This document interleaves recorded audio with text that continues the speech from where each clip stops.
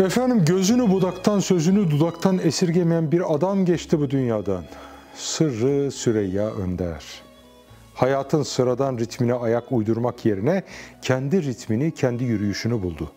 Kimi zaman kalemiyle, kimi zaman kamerasıyla, kimi zamansa kürsüdeki sesiyle sarsan, düşündüren, çoğu zaman da tebessüm ettiren bir adamdı.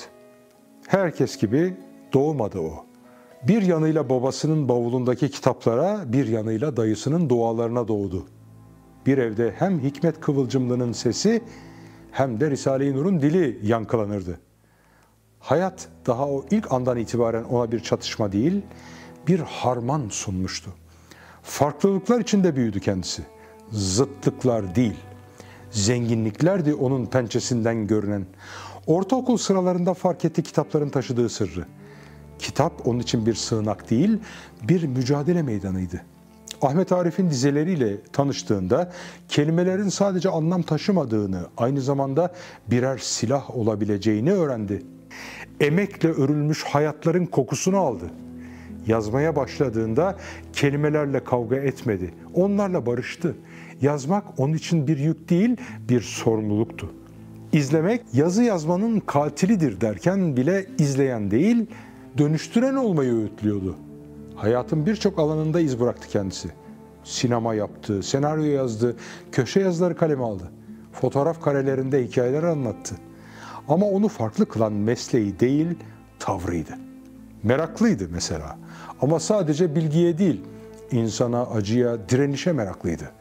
Arabasında ihtilafı çözmek için sopa taşımazdı. Onun silahı empatiydi. İroniyle örülmüş kelimeleriydi. Herkesin bağırarak konuştuğu bir dönemde susarak anlatmayı başardı.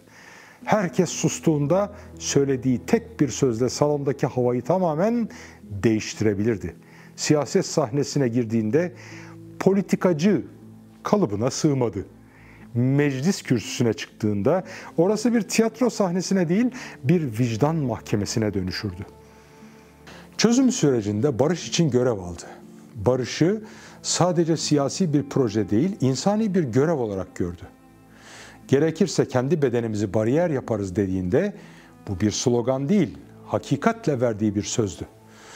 Ama sözleri tam da o sözler yüzünden özgürlüğüyle sınandı. Uyduruk davalarla yaftalandı, itibarı örselenmeye çalışıldı. Çünkü bu topraklarda barış istemek çoğu zaman suç sayılırdı. O da bu geleneğin bir halkası oldu ama diz çökmedi. Asıl mahkum olan onun cesareti karşısında küçülen korkular oldu. Hastalığıyla boğuştuğu günlerde bile bir yolculuk sürdürüyordu. Hayatın anlamını çözmeye çalışan bir yolculuktu. Bu kadar oksijeni tükettim, hakkını verebildim mi sorusu onun vicdanına hesap verme çabasıydı. Bu dünyada kimsenin terazisine çıkmadan önce kendi vicdanının terazisine çıkardı. En ağır soruları da en önce kendisine sordu. Helallik isteyene dayanıksızdı. Çünkü bilirdi ki asıl helalleşme dille değil, yürekle olur.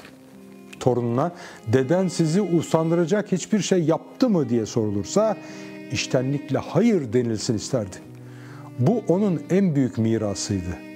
Siyaset meydanına adım attığında bir zamanlar onu izleyen, dinleyen, yazılarını okuyan, filmlerini seven halkın bir kısmı ona sırt çevirdi. Hatta sövmeye başladı. Oysa bunu hakikatin bedelinin zaman zaman yanlış anlaşılmak ve yalnız kalmak olduğunu bilerek sessizce kabullendi. Ama her seferinde halkının gözlerinin içine bakmaktan vazgeçmedi. Bakışlarda samimiyet vardı hep. Ne kendini yüceltti ne de halkı küçümsedi. Her zaman aynı hizadan konuştu. Göz hizasından, yürek hizasından. Yani toprağında gölgesi olmayanların umudu ve sesi oldu. Gerçekçiydi ama küskün değildi. Yenilgiyi bile zerafetle taşırdı. Adnan Menderes'in İmralı adasındaki sade mezarlığını gösterirken ben böyle bir mezarda yatmak isterim dediğinde yalnızca mütevazi bir kabirden değil, toprağa karışan, doğayla eşitlenen bir varoluş arzusundan söz ediyordu. Taşı bile doğaya dönüşsün. Mezarı hüdayi nabit otlarla, nergizlerle dolsun isterdi. Çünkü onun arzusu gösterişli anıtların altında değil, nöbetini tamamlamış bir yüreğin sadeliğinde huzur bulmaktı. Hayatı boyunca şu basit ama derin hakikati anlatmaya çalıştı. Her nefes alan yaşıyor sayılmaz. Çünkü bazıları diri diri ölür, bazıları ise ölmeden yaşamayı başarır. Sırrı Süreyya Önder, yaşamayı bilenlerdendi. Kendi ifadesiyle kalbi elinde gezerdi. Dünyayı iki hatır bir gönül sayacak kadar bu dünyaya mesafeli ama bu dünyayı değiştirecek kadar ona bağlıydı. Ve şimdi o yaklaşık 18 gün süren bir yaşam mücadelesinin ardından ne yazık ki hayatını kaybetti. Ama ardında bir halkın vicdanına yazılmış bir ömür bıraktı. Onu izleyenler, dinleyenler, yazılarını okuyanlar, filmlerine tanıklık edenler bir kez daha gördü ki bir insan milyonları birleştirebilir. Bir insan birbirine uzak görünen hayatları, dilleri, acıları ortak bir sofrada buluşturabilir.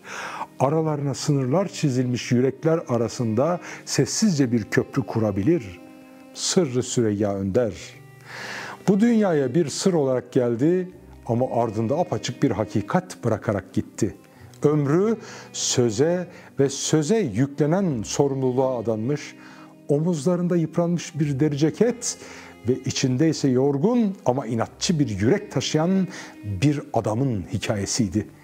Gölgesi umutla, adı cesaretle, hatırası vicdanla anılacak. Vicdanla.